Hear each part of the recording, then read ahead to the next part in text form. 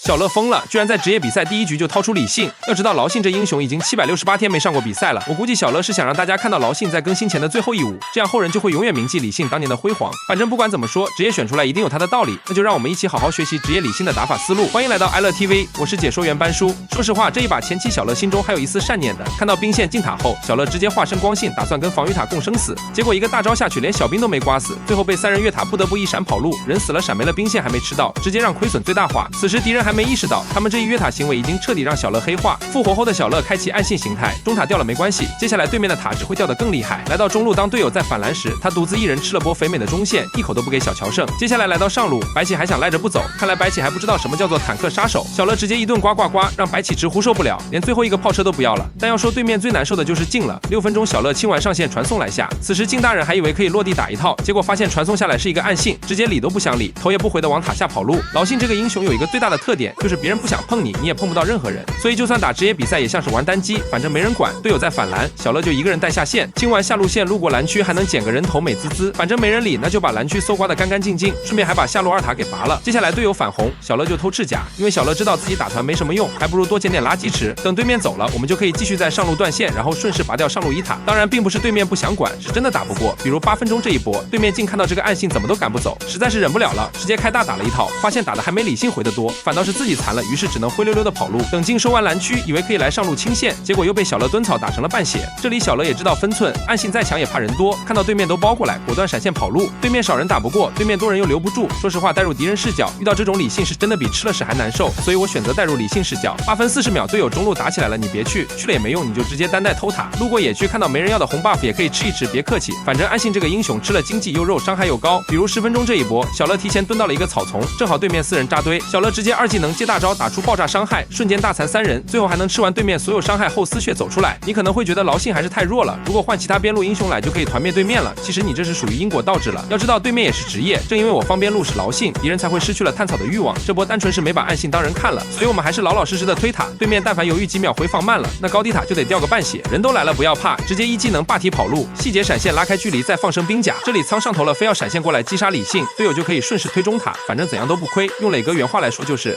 尽力了。